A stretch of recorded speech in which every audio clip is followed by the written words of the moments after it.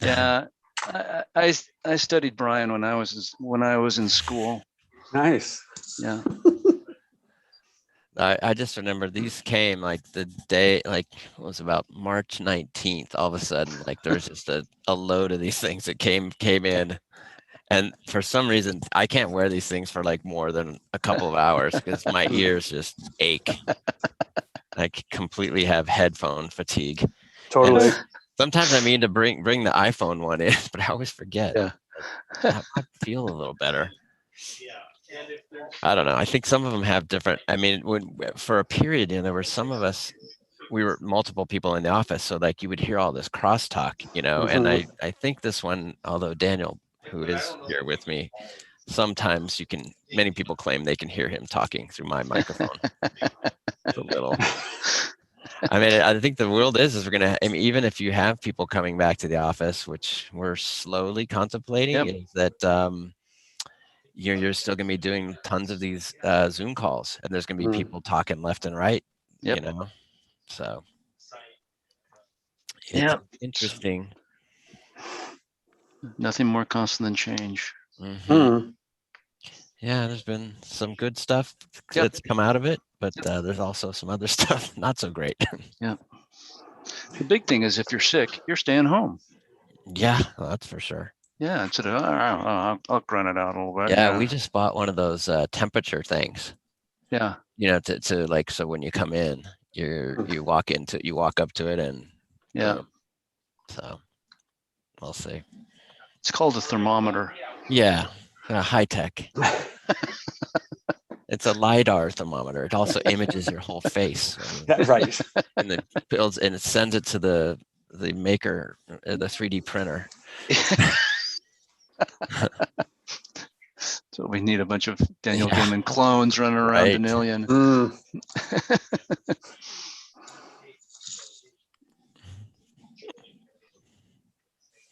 This is so funny. It's so weird because like these things, when they usually start when you're in person, everyone's kind of milling about. But nowadays, it's like, okay, let's see if everybody's on.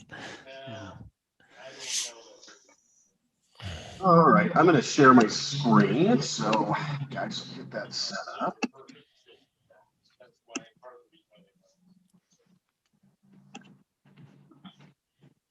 There we go.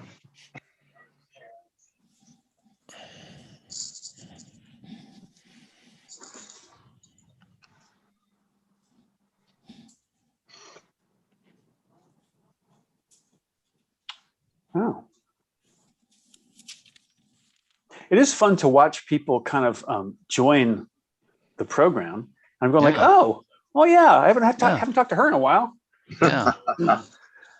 Betsy Dougherty, she'll tell you where you swerve off course. She'll let you know after the program, Daniel. Hi, Betsy. I just want you guys to know that I'm recovering from surgery, so I'm going to be very quiet today. Okay. All right. Bless your heart. Sucks to get old, let me tell you. Except for how much you know now, Betsy, that you didn't know before. Well, my children still don't think I know. There's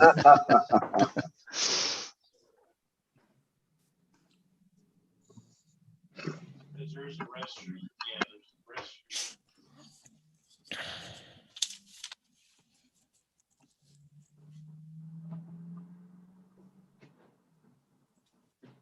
Yeah, we still have another minute to go, and I know we got more people logging on.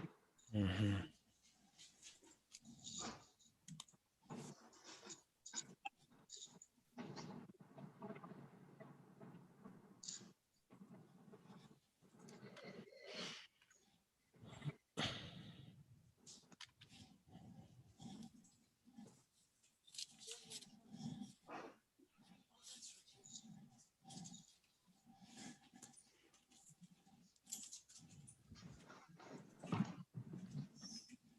And Melody Tang.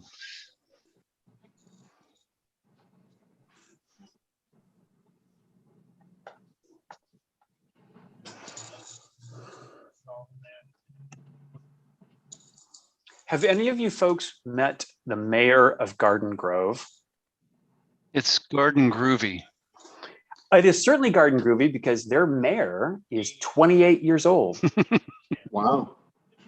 Yeah. She's really, really interesting.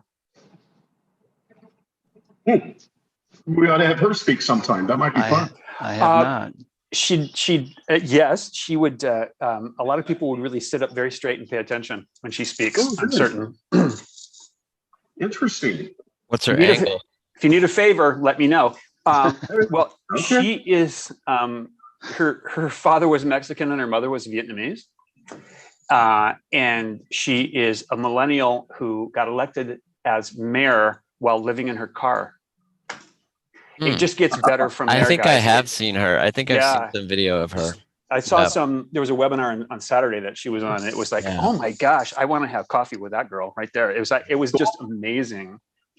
So Very good. Yeah, I'll talk to you later about it, Daniel. Okay. I'm curious if maybe we can't do something. Okay.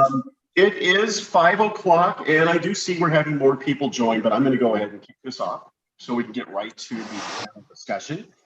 Thank you for attending today's program, A Successful Path to Equitable Housing.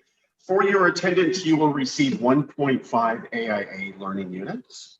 A little housekeeping I need to do here, a description, a panel discussion about the elements necessary to conceive, finance, design, and build equitable housing.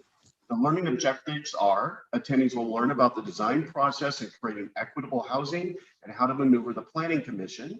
Attendees will learn about governing policies related to creating equitable housing in our cities. Attendees will learn about the design philosophy behind equitable housing as it relates to other multifamily projects.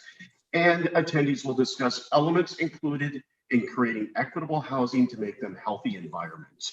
At the conclusion, would you please, and I know we have some attendees that are from other chapters, so make sure that you email Marilee Edgar, it's right there at the base, include your name, your AIA member number, so your AIA LUs can be reported. The reason we ask is it's a little tough for us to locate the members from other chapters, so that's really going to help us out. The rest of you attendees, you all know the drill. You've done this many, many times. Additionally, and so far you all are doing fantastic. Please stay muted. I will check it out. You know, we love our dogs and we love our cats and our kids, but it's good to have them muted so the presenters can go ahead and do their program. There's the chat line, and Jim will go through that with you. That's really it for me. So at this point, I'm going to turn it over to our moderator, Jim White.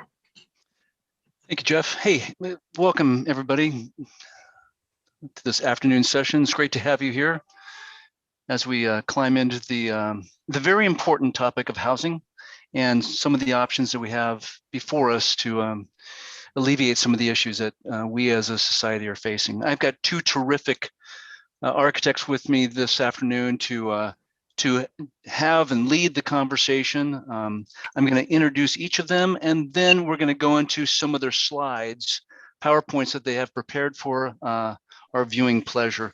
First of all, Brian Lane is a principal at Koenig Eisenberg. He's headed up a lot of the firm's award-winning community buildings, housing projects, mixed use and hospitality projects. He builds neighborhoods, and so that's an excellent entree into what we're talking about this afternoon. As you heard Jeff talking about the echo of equitable housing through the description of the LUs. That was highlighted a few years back as Koenig Eisenberg, under Jeff's tutelage, won the 2015 National AIA Honor Award for his 28th Street apartments. For those of you that aren't aware, winning National AIA is huge. So congratulations, Brian, and your firm for doing that. It's tough enough winning in California. It's equally difficult on the national level.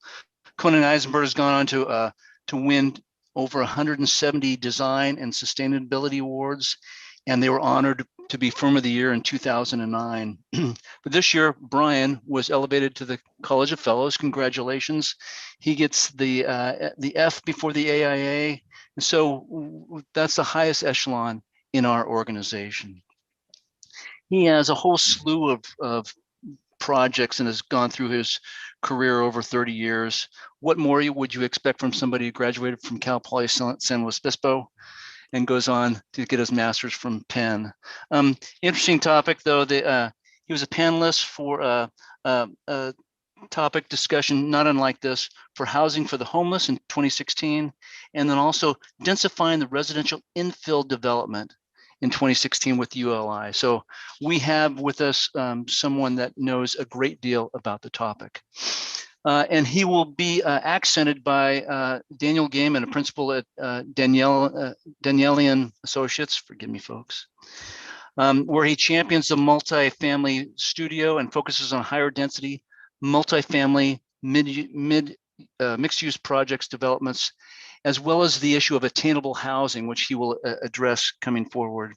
He has over 30 years of experience working in a variety of roles in a variety of projects. Got his bachelor's degree out of Cornell, had a cup of coffee at Talbot Theological Seminary. And I remember the evening where he received the President's Award back in 2000 from the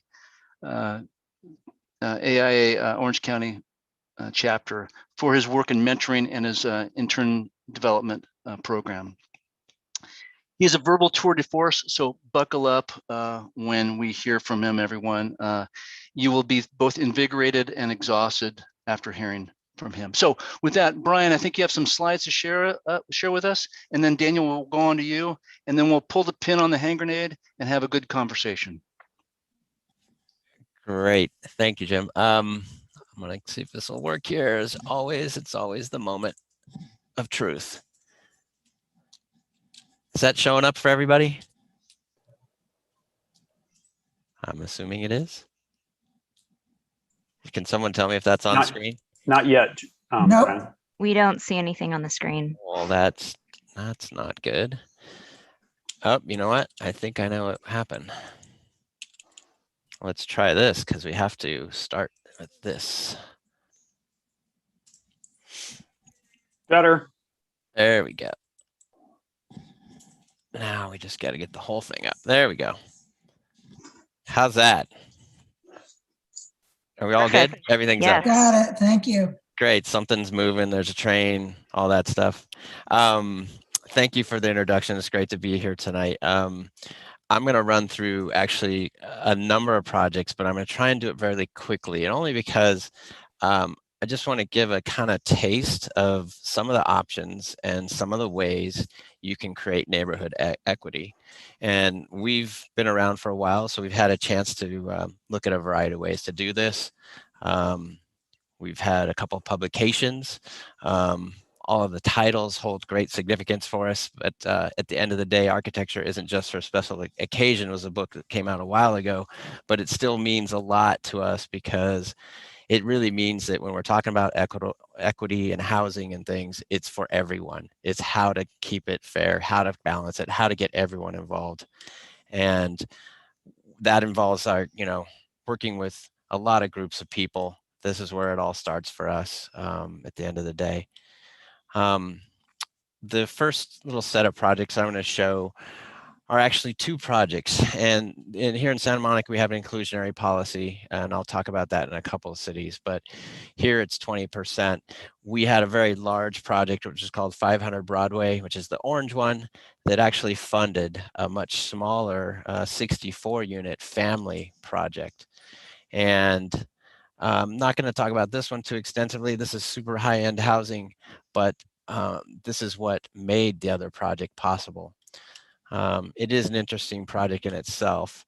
The project has been, like many projects, about 10 years in the making. It's finally under construction. We have a Connect system, and I could talk about this project forever, but I really want to get into the project that project made possible, which is called the Arroyo, which is 64 units of affordable family housing. It's on a site that is nearby, also close to transit, but it was a site that was not loved by the market rate folks. It had a big wash, storm drain coming through the site. Because affordable housing doesn't need as much parking, it made it a lot easier to kind of bridge over parts of that storm drain and create the housing.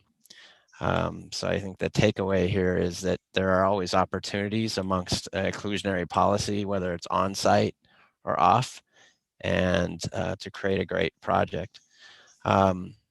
This next project I think will be interesting to talk with Daniel's slides, because we consider this a missing middle type scale project. This is actually 10 units, but again, on a throwaway site, dogleg site, that was almost impossible to build. We were the third architect to come into this project. It has some affordable units in it as part of the inclusionary policy, but the scale and massing is very much kind of neighborhoody, and give you that idea there. This next project is called Belmar Apartments, and this is also kind of a public-private partnership. Very prime site here in Santa Monica. The total project is about 360 units, I believe, somewhere around there, of which half are affordable units. So literally, because the city owned this land, they were able to work out the deal to make this thing and fund a project that was half affordable and half market rate. And we're talking pretty high-end market rate units right next to affordable housing. And if that's not the equation for equity, I don't know what is. I mean, giving someone the same location as someone who has much greater means really does even things out quite a bit. So this is a fairly dense project. But as I was saying, that we've got high-end condominiums. You can see they're built out of concrete. The only difference you can see in the structural system, we're in wood in the affordable apartments on the right. But literally, these two projects are side by side. We've got a very diverse population here, and it's 100 yards from the beach. The people that live here and have the opportunity to get into this housing are very grateful. But as well, I think it really makes for a much nicer, diverse population in this area of Santa Monica. Project's got some great open space. This next project is taking you the whole other end of the spectrum. This is Skid Row. I'm actually looking out of one project into our project across the street called Floor Lofts. This is permanent supportive housing for 98 individuals. Most of them are right off of Skid Row. They're veterans, people with mental illness, and just very low income individuals. You can see the tents down in the bottom of this building. Literally, we were trying to get people. We had a completed building, and the process to actually get them into the housing takes so long that few people are in tents. But anyway, we just finished this. Again, not going to go too much detail on these. The great thing about this project, which was interesting, is that we had a courtyard scheme. We've got a fair amount of open space that kind of winds its way up through the building. This is funded by low-income housing tax credits. There's actually 11 funding sources. The thing that's annoying about this project is it took 5 years to build. And that's for a lot of reasons, which we can probably get into later. Anyway, it's done. There are people in it. The units are good. They're efficient. They're great little studios.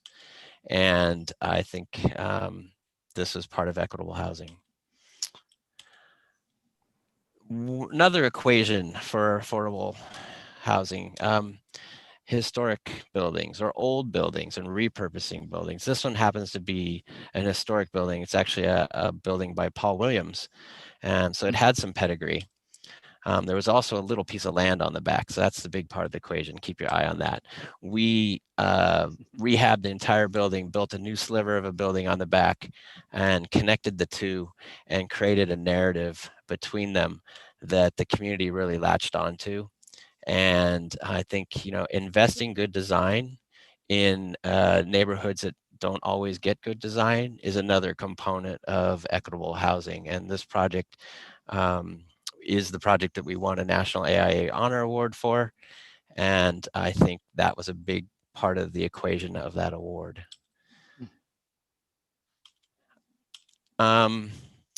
Couple more just inclusionary projects to end here. This is in West Hollywood. This was also city-owned land, about 40 units, just shy of 40 units. This project has, it was at the time designed as condos. They turned out to be rentals when they came on the market, but this project has 8 affordable units within it, mixed within the population in a key location in along Santa Monica Boulevard in West Hollywood. So it's really just bringing the same level of opportunity to people that may not otherwise be able to live in this location, and high quality design on top of that. So people feel the pride and the dignity of the investment in them, the investment in their environment, the place they get to live, all those kinds of things, I think become great for this type of housing. This last project, oh, I got one more after this, as is also in West Hollywood. Same kind of thing, much denser housing. In one market, this was only 20 units of high-end condos. The development environment crashed, and we came back with a 48-unit project, of which 8 units were affordable units. I think one of the things in housing these days is obviously density. This project has a very tight courtyard equation. It's only 16 feet wide. But I felt really great about this project when it came back to us and became the 48-unit project, because we were getting the affordable units into the project. I feel much better producing that kind of housing than big luxury units. Another equation is, things like Metro. Metro has tons of land, and we're doing a project here in Los Angeles at a Metro station. And this was kind of a public, what they call a joint development project with Metro and an affordable developer. And this is 187 units in East Hollywood. It's kind of in CDs right now. And this is really, I think the connection to transit on a lot of affordable housing is also part of the equity of, this is something we all invested in, and probably a great way to get people connected with not only that community of which this transit as an investment is coming, and these neighborhoods that are burgeoning, and atop all the other reasons that we were talking about previously about affordable housing and good design, and just the opportunity to have environments that are conducive to building your family.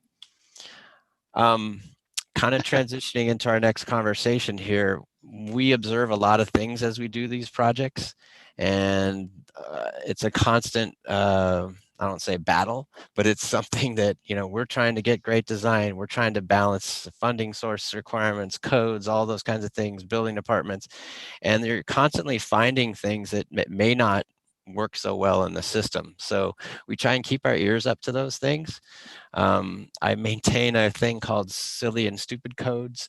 This is a giant spreadsheet that has kind of by every city department things that we think could get better. I share this document with numerous other design professionals here. It actually started when Angie Brooks from Brooks Scarpa called me one day. I was having some trouble. I said, I'm going to start a list. Let's just keep a list. This document's filtered through all levels of the building department here in Los Angeles, as well as other folks.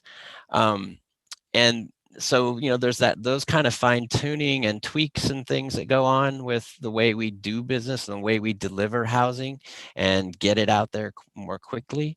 Then the larger picture, which we also like to get involved with, is how can we start to look at zoning differently, and new ordinances that might produce better housing, more housing, the ability to bring people in greater concentrations along services. So this was one ordinance we got involved with. It was called the RAS zone, which effectively doubled the FAR allowed along commercial corridors, where you had transit, you had services, all these things, but we only had the ability to build 1.5 FAR. So this is now an option in the city of LA. Unfortunately, it still takes a zone variance to get, but we illustrated how that ordinance might work and what it would be architecturally. Another one that we got involved with is we called it small lot at the time. It's known as the townhouse ordinance, which basically tried to allow you to build fee simple on lots. So we got involved there. That ordinance became very successful, and there were nearly 10,000 of these projects, 10,000 units built under this ordinance. So I guess the takeaway really is that, as you're looking at your own, communities and, people that you deal with, you might see things that could be ways to inject new ways of thinking about housing.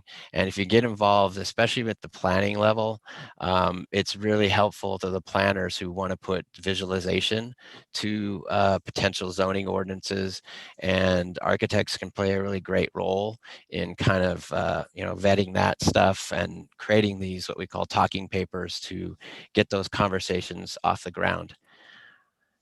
And so with that, I'm going to hand it over to Daniel, because I think he's going to talk a little more about some of the stuff that he's seeing on the radar right now. Thank you, Brian. So let me take my share off. Awesome. Hey, Brian, thank you. That segue at the end was really awesome. So I'm going to launch into first a little philosophical observation. So everybody recognizes this image, right? And it says, please, sir, I want some more. And for those of us who are in the housing advocacy movement, and just about everyone you talk to on the street, everybody wants more housing at the moment. And so we're examining the many different ways that you get to it, and for all different types of people. So Brian, great introduction, beautiful stuff. Whoops. There we go. So the subsidized housing is wonderful and it's awesome, and we absolutely have to have it, because there's no other way to build permanent supportive housing. There's no other way to build housing available to people at 30% AMI and lots of things like that. But the concern at the same time is that it's a drop in the bucket of the numbers that need to be produced. And if we're going to get our arms around this, we need to embrace a whole variety of things. Essentially, my bumper sticker is, we need more of everything everywhere in order to get to that point of equitable opportunities for housing. So this is kind of one drop in the bucket, which is essential and needful and really wonderful. This is what we need. And what we're trying to do is, you'll see at the end, very end, I want to talk about some of the ideas that we have in front of us right now. And Brian and I are kind of complementary, is that we're looking at every possible niche and opportunity to create housing that's going to work for a very wide range of people. I just love this slide. This is Los Angeles.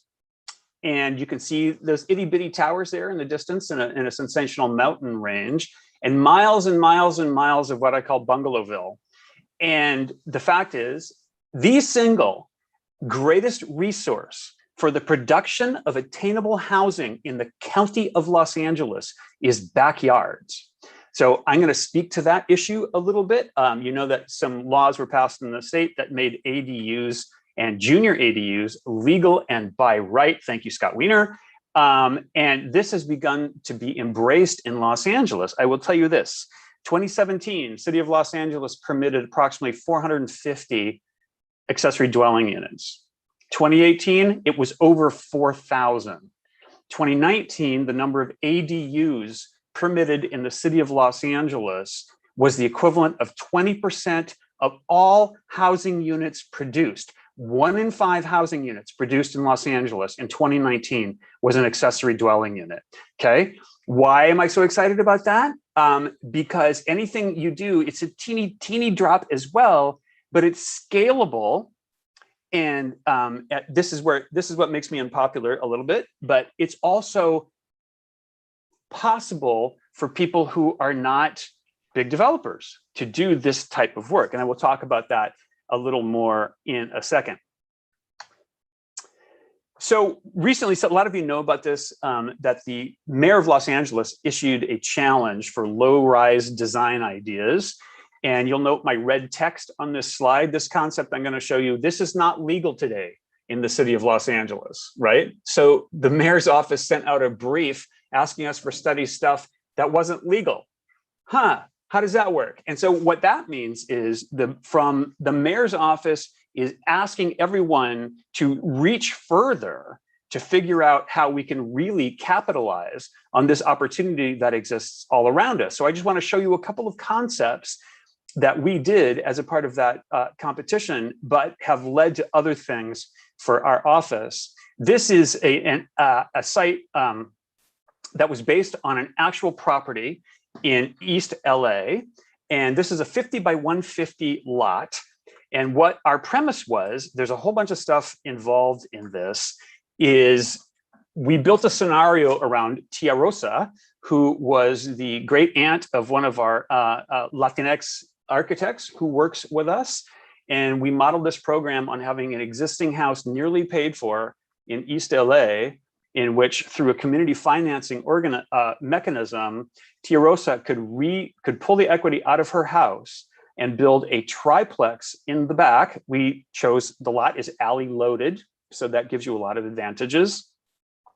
The idea is that as she was maturing, one of the first units produced would be an at-grade accessible ADU, and Tia Rosa would move in there, and then they would remodel the front house, and it would be much bigger, growing from its 800 or so square feet into a more marketable 1,600 or so square feet.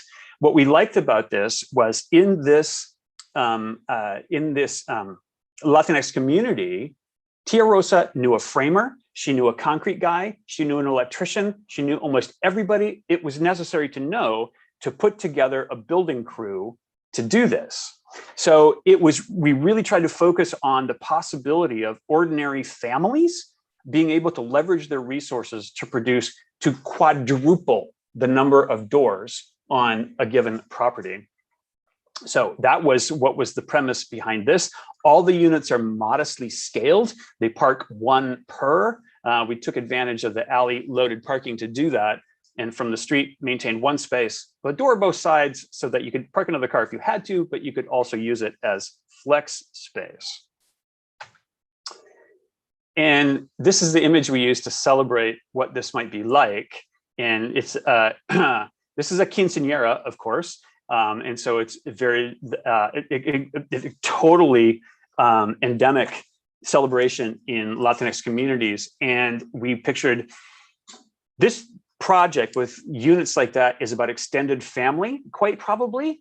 And people kind of rotate through. Our concept was for a family land trust that owned the ground beneath, and the folks who lived in the different units paid rent on the ground lease. And even though they had ownership possibilities for their units, the trust also had a condition that you sold primarily to other family members as the occupancy turned. So we focused not just on the design of the property, but also on the way it could be managed and make more opportunities for ownership and entry-level wealth building for people of color in particular.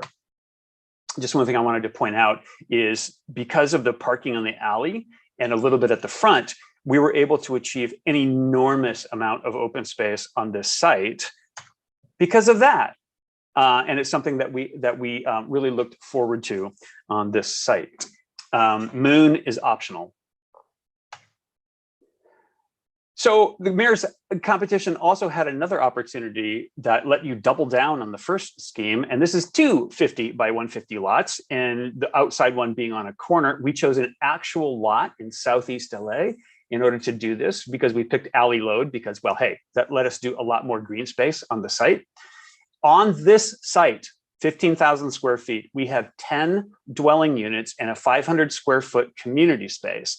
The community space, this one was modeled not after a Latinx community, but a Iranian American community. And it was focused around Maman, who was the sort of matriarch of a family and became the sort of curator of what happens in the makerspace there at the back. This parked one parking space per house, two for the townhomes, which are these guys up in the top right. But again, because of the alley load, we were able to have an just incomprehensible amount of open space on this site. Now, how do we do that? The units are extraordinarily modest in scale. That one bedrooms run from 540 to 640. This is predominantly one bedrooms. And then the community space. And the idea, once again, is as a family land trust and extended family members are able to remain in their neighborhood. One of the great fears of building new apartment buildings is they raise the value of everything. People who are maturing sell their properties so they can pull the equity and move out of the neighborhood, and none of their family members can stay there. So this was deliberately intended to sort of address that issue. And we spent a lot of time thinking about the community space and how it functioned in the neighborhood. Oh, one other thing that we did was, as opposed to needing to have too many services on the site, we literally positioned things on the site in such a way that there was a curb cut for mobile services and goods, because today everything comes to me. I get a food truck, a beverage truck, a fashion truck, I get a salon truck, a dog grooming truck. I've seen a dental truck. So everything comes to me, and we wanted it to be able to relate to this community space. The current view you see there was anticipating a community-based craft fair that we called Etsy Local. So again, neither of those concepts legal right now, but we hope some influence will be due. Those of you who are keeping notes, the LA chapter of the AIA on May 6th, we'll have an evening presentation in which Christopher Hawthorne will present the winners of the challenge. So just if you want to make a note of that. Okay, so what did we learn from that we're approaching other projects with? Well, if you can do it on an infill site, the most common unimproved, horizontally graded residential lot among us these days is 5,000 square feet. So we took the concepts that we had studied in the design challenge and began to look at, well, let's take advantage of the ADU law. So I'll show you two of these quickly. This is our duo concept, which is by right on any single family site in California, basically. If you're in Sacramento, you get more, but well, that's how that works. It's two houses essentially side by side, and from the street, they appear like a single family residence. This is very important. This is not a duplex. This is a primary residence with an accessory dwelling unit attached, less than 1,200 square feet by right, by state law, and it has full kitchen facilities, as opposed to, it's not a casita, it's not something that wants to be a living space but can't. It actually is a legitimate living space on its own. And again, so we sexed up the exterior for the concept presentation, but there you go. It's the covered space for the primary residence and a surface space for the ADU, which is what the state law allows. And we said, well, while we're at it, 2 is good, 3 is better. And so this is our Troika concept, and it is a primary residence with a built-in junior ADU and a detached ADU. The detached is about 1,000 square feet. The attached junior ADU is 485 square feet. Again, these are absolutely geared toward multi-generational living. Do not have to be. They can also be various forms of rental income, and so that the owner can buy a house that has a unit that provides additional income. And an ADU, almost by definition, is in the attainable housing range. And part of that is, quite frankly, there's a trade-off between, I don't have luxurious amenities, I don't have a bunch of things, but I have a quality, modest living space that comes in at considerably below market rate. Again, shooting for that middle market, not necessarily 30% AMI, but more in the 80 to 120 range. And we need more of everything everywhere. And that kind of looked like that. Upper right is, we envisioned the courtyard between the detached and the attached with an entry, and on that 3-story primary residence, a nice roof deck. So everybody gets private outdoor yards, and it all works together. These are concepts that can be done by much smaller scaled business operations, including family members. I'm going too slow. Now, to go back into some of the stuff that Brian talked about, in other NOAA, naturally occurring affordable housing, these 2 concepts are very important. The one on the left is ours. The one on the right is Steinberg Hart for Housing Diversity Corporation in Los Angeles. That's under construction right now. That is micro lofts on a transit stop with no parking. That takes advantage of the transit-oriented communities. That, again, delivers a studio in a micro loft for significantly between market rate, whole dollar rents on comparable products, right? The one on the left is congregate housing. Some people call it co-living. Similarly, people often will live in co-living who are just starting out because it's what they can afford on a whole dollar rent basis. And so both of these paradigms, they're not for everybody, but we see them emerging as what I call part of the urban ecosystem. So we see them growing in significance as part of the total food chain of accessible opportunities. Think about a congregate housing opportunity as something that if you've been living in mom's basement, you can move into that and it frees up where you were before, potentially for somebody else. I mean, that was not a great example, but things like that happen. Okay, I want to end with this one. So Brian and I are waxing enthusiastic and optimistic about the production of housing and finding any way to do it, whether through government subsidy or other strategies that don't necessarily rely on that, but just rely on people wanting to house others. And of course, it is a challenge. And that's my line is, please build more housing, just not here.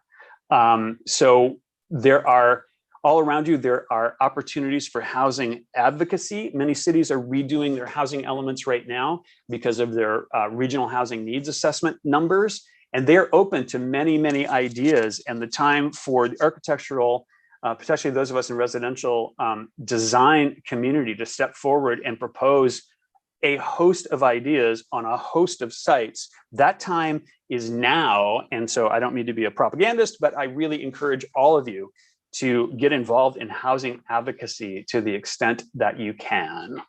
And I think that's it. Excellent. It is. Thank you. Hey, Daniel, you've talked, you know this there, NIMBY. Tell me about YIMBY. Oh, thank you. I'm happy to. So everyone knows what a NIMBY is, not in my backyard. I will show you my shirt, which is a message from YIMBY Local. That was, yes, of course, is yes in my backyard. And as I said, it's a housing advocacy group that doesn't focus on one particular element of the market, but rather on approaching and educating sometimes cities and sometimes others in terms of this need. I'll send one quote and then I'll shut up, is again, Rochelle Mills, Innovative Housing Opportunities, said this, is that most people are more likely to advocate for space for their cars than they are for space for their neighbors. Yep. And here we are. Yeah, and I don't know if you've ever heard Angie Brooks. She uses the term housing is a human right. So it's, I mean, literally, you know, everyone is entitled to housing as a basic human right. So, I mean, that is top to bottom, you know, and to the very bottom. And that is one that, you know, many people struggle with. I mean, well, they don't struggle with. I think it's just that we are not producing enough quick enough, and we don't have all the mechanisms to catch a lot of the people that are, you know, falling through the system. So Brian, I can just respond to that for 1 second. Yeah. Is one of the things that I liked about our complementary sort of sides of the issue is ADU law allows the by right production of things, which means it's really quick. Los Angeles has a pilot program of pre-approved ADU plans that have been already plan checked through the city, and it's essentially a counter check to get it for your yard. And there's a speed factor there in ADU that's also really important, because the complexity of the capital stack and so on and subsidized just makes those delivery stages so prolonged. So we want to work the candle from both ends toward the middle. Yeah, and I'm not sure Los Angeles, I've actually, I was trying to follow up on that a little bit. I'm not sure those are completely plan checked, those designs. I'm, you know, they don't come with like structural and all those other things that you would have to get a permit. So that's I think maybe the weak point. I may be speaking out of, you know, class here, but I don't think they have that level of approval. It's not like you grab that package, you pay that architect, you walk to building and safety, and they give you a permit after you pay a fee. That is what it should be, though. That is where we should be headed. And I think hopefully that is, if I was to ask Chris, that would be the intent at some point, that we will end up with things like that. Because as anyone who's an architect out there knows, running through permits is not the easiest process for us as architects. Can you imagine, you know, someone who's uninitiated, what that takes? Yeah. So Brian, if by some stroke of fiat, you are our new governor, what would be the first policy change that you would make to ease these issues? Interesting. Well, the first one that just popped into my head, obviously, was one that Senator Wiener tried to get through, SB 50, which I think, got demonized quite a bit. But, Can you that elaborate for those that don't know what you're talking SB about? 50 was really taking major transit corridors and a certain distance back off of those transit corridors that allowed to have denser development. So, we're not talking about, like I showed you, the RAS zone, which is really was targeted towards commercial lots right off of the transit, the street. We're talking about a certain distance back. So R1 lots, a lot of those R1 lots that Daniel showed in his one overview of Los Angeles off of those major transit corridors would densify. And one thing that I had a term that I've always loved, and I think is just prime for a zoning change, is I call it first lot in. And what first lot in is, off of those transit corridors, what you generally have is you have a commercially zoned lot, then an alley, then you go right into R1, right? So that first R1 lot is tremendously compromised. It's sitting right on a commercial alley 24/7. That lot should not be an R1 lot. That should be a lot where we should be able to make some kind of some zoning that transitions from commercial down to the R1. So if you were to take all of those first lot ins and rezone them to take on concepts that like Daniel was showing you, and I think actually, if we were to get in deeper on this, and I've looked a little bit at that low rise, I think it's more, it's easier for communities to handle if they realize that those concepts would be applied to first lot in. And I think you'd get a little less pushback. I am nervous. I think that the Daniel stuff you show is great. I love the concepts, and I think many of the architects here we'd all jump in on it. But the political climate and the NIMBYs are going to pounce on this thing if we don't find mechanisms to make it something that they can swallow. So I love first lot in. And we can take those plans that Daniel was showing, apply them, actually zone it for that, and apply those projects to those zones right away. So What was the logic of the opposition against that? The logic of the opposition is that you're going to put all these people right next to my single family house, and you're going to violate my single family peaceful living. And you're going to put cars there. You're going to put all these other conflicts and things. So anyways, that's the age-old story, right? We can go on and on, but I think my first stroke, if I couldn't get SB 50, it's gonna be called the Brian Lane First Lot In Ordinance. That's what I'm gonna do. Very good. All right.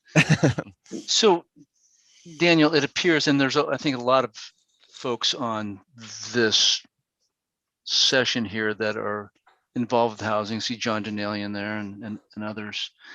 It seems like, from those of us that are looking at it from afar or up in the stands rooting for you, it seems like housing is equal parts math, politics, policy, finance, the Rubik's Cube, the community outreach. And by the way, there's architecture involved. So how do you remain patient to get through the hamster course before you let your creative self go? That's Jim. It's a great question. I have a one-word answer, which is uncharacteristic for me. Conviction. I've discovered something that I like to share with people when I'm starting out on a project with them, and said, over the course of my career, I have developed an unlimited capacity to absorb hostility in public.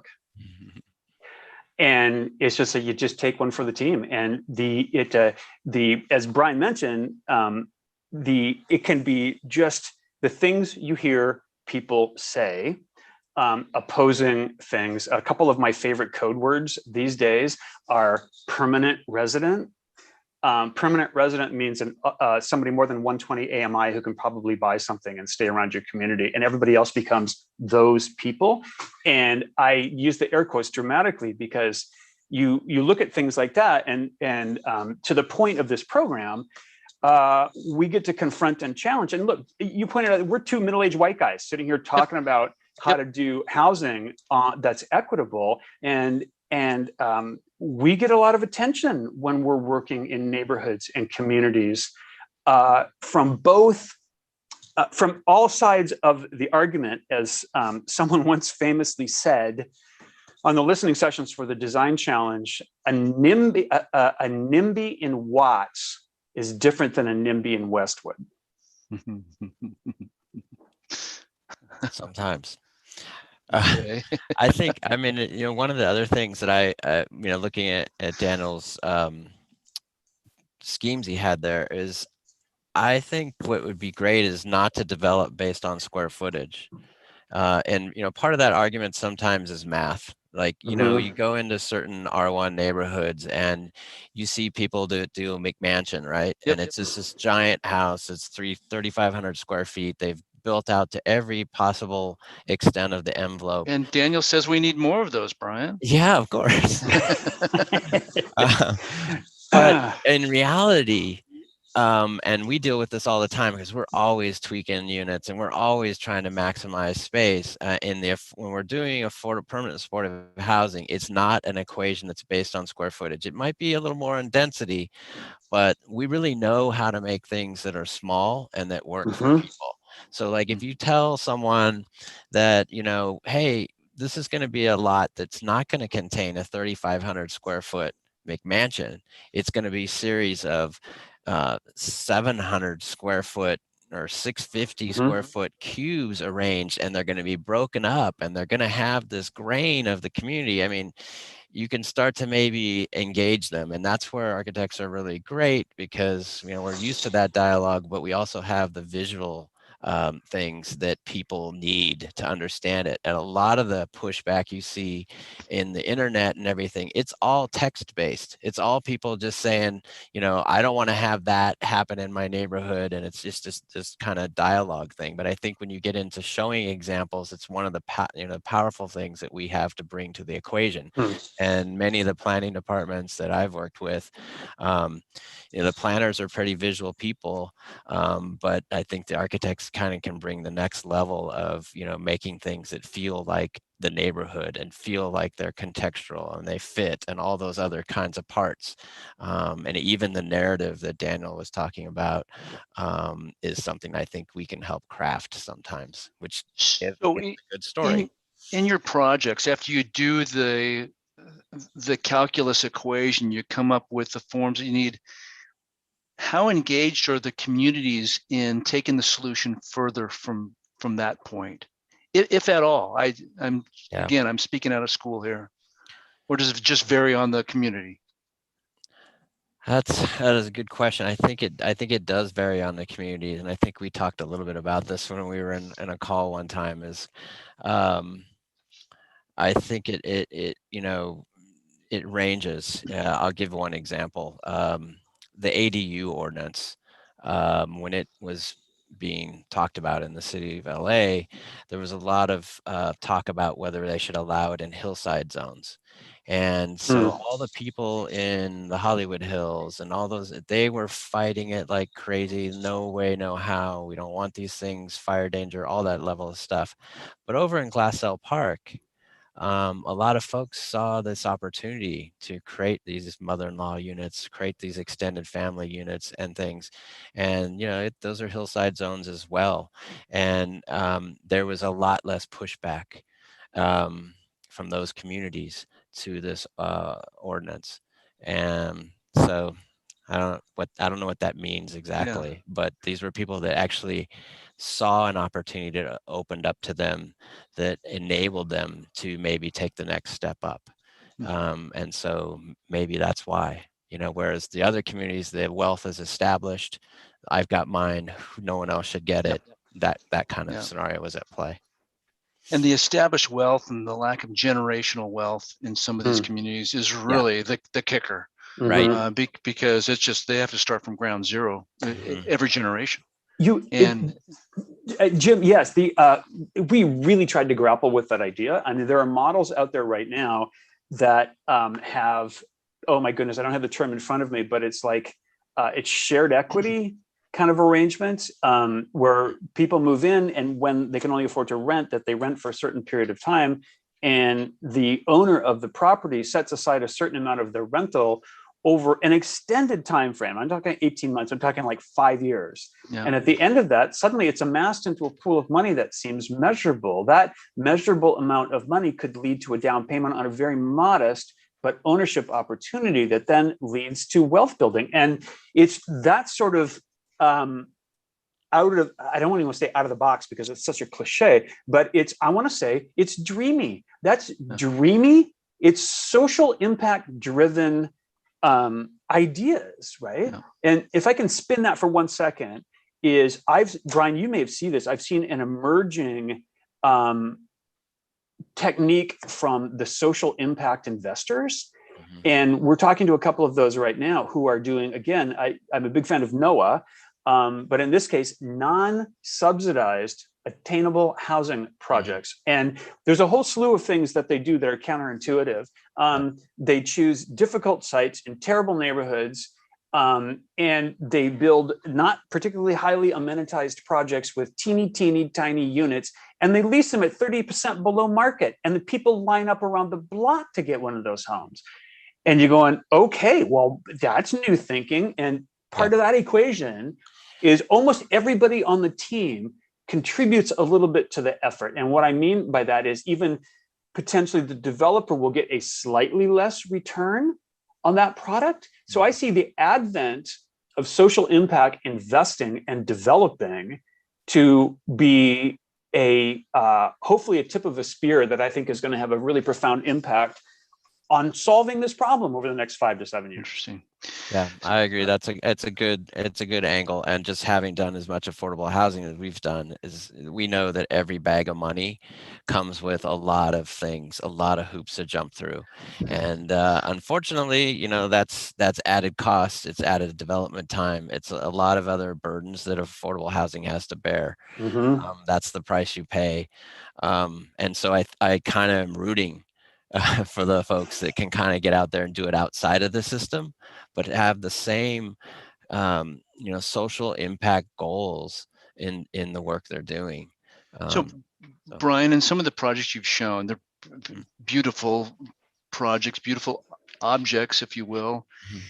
What do you guys do, and what do your clients do to make sure that you're a good neighbor? That, hey, a big, beautiful development has just arrived, but for the folks living next door or 2 doors down, their life's about to change.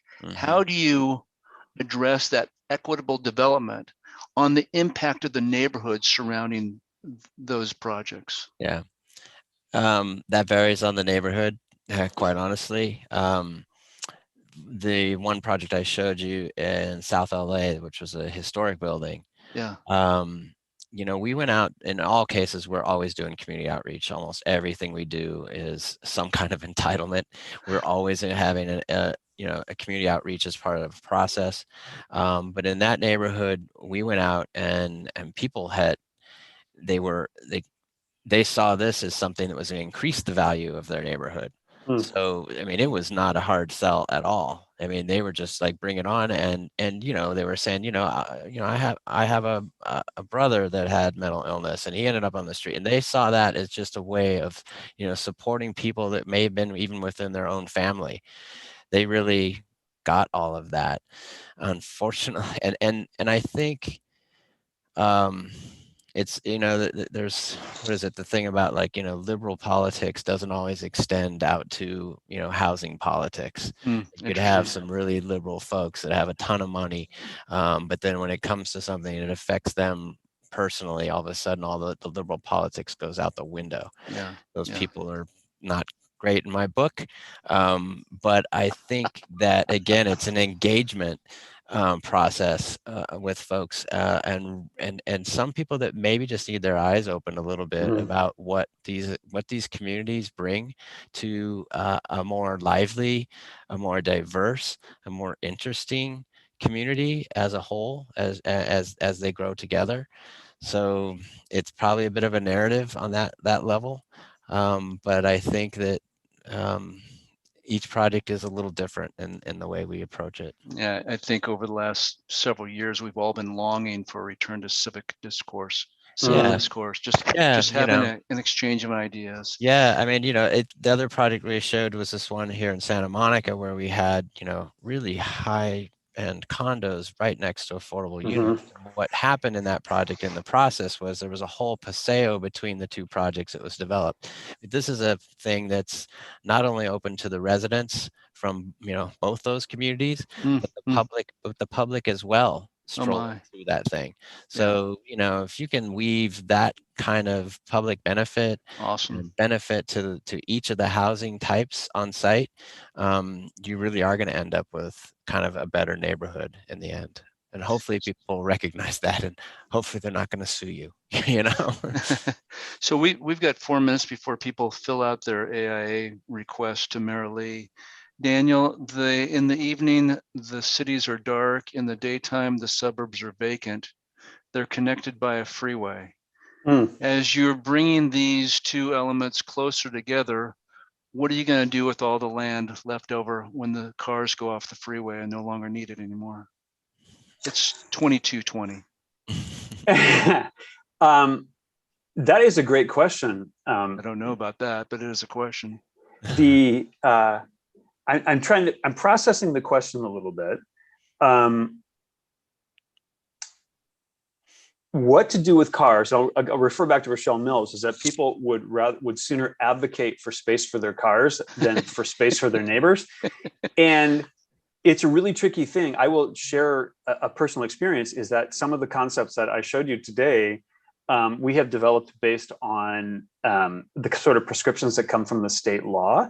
We have vetted some of them with the people who actually build that sort of stuff on scale. And those are always really interesting conversations, because it's like, well, you can't do that. It's like, why not? And it's like, well, because to sell this house, you need this. So there's a great deal of, I want to say, education on a generous way and decalcification on a more pointed way that has to kind of take place. And I think the same thing is with cars. I showed 2 of my urban ecology projects, and the micro lofts with no parking at all. Many people just resist that on the sheer premise that they can't imagine living without their car. Yeah. But there's enough people who don't want one, can't afford one, make a choice to live more nicely than have a car. Yep.